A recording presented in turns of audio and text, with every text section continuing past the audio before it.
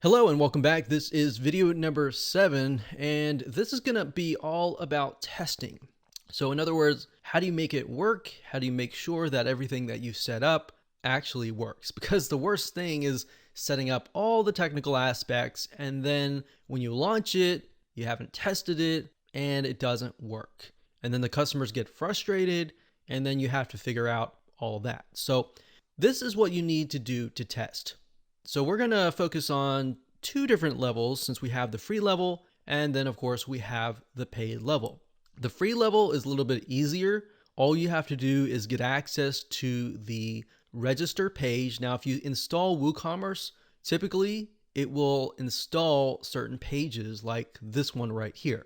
So if I go to the register page, so I go under page, find the register page, scroll down, and you're going to see this. So by default, it says give people access to the free plan. Now, you could also create a secondary register page if you wanted to give them access maybe to a different free level. You could do that as well. So we're going to select this and select delete selected, and we're just going to leave it as it is. So what you want to do is just grab this link and then test it out. Enter your information, your email, your first and last name, and all whatever it asks you for, and just make sure that you have access to those certain pages. So you want to make sure that you know what pages that you selected. So if you selected 5, do they have access to those 5, or do they have access to everything? If they have access to everything, there is a problem. You have to go back, and it's probably some sort of settings in the restricted content area. If it works, congratulations, you have created a free level that actually works. Now, what about the premium level? Okay, so if we go back over here to, let's say, WooCommerce settings, and then under payments, so it's WooCommerce settings payments, you're going to see this list here. Now, there are a variety of different things on this page, but for the most part, most of you are most likely going to use Stripe or PayPal, or you might use both. Now, in this case, we are simply using Stripe, so I'm going to show you how to go about testing it.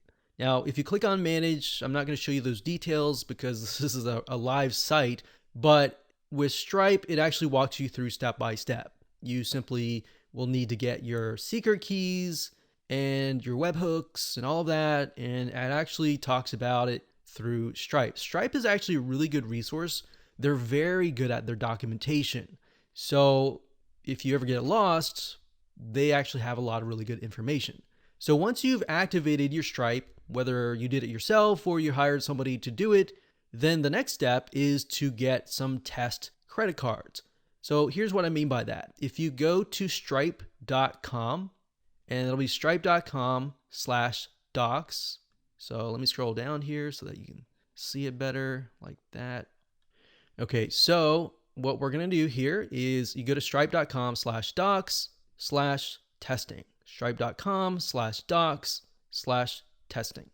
You go here and you want to look for some test credit cards. So if you scroll down about 1/4 to the bottom, you'll see card numbers, and you'll see Visa cards, MasterCards, American Express, Discover. So you can test all of these if you want to.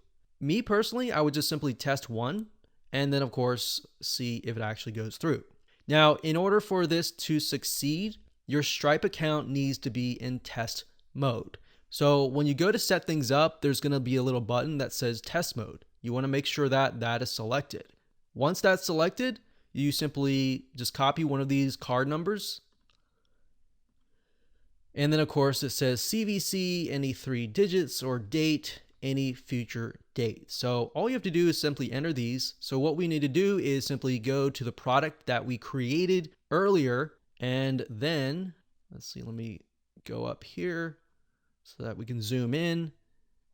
And then you'll see something like this. So you got the product, you fill out your name and all that, and then what you need to do is simply enter your credit card here. So that would be the 4242, 4242 all the way here, and then the expiration date, which we could just say December 30. And then the CVC code, just random numbers. Okay, so once you've entered all that information, you just simply select submit and make sure that it actually goes through. And that's all you have to do. It's really easy like that.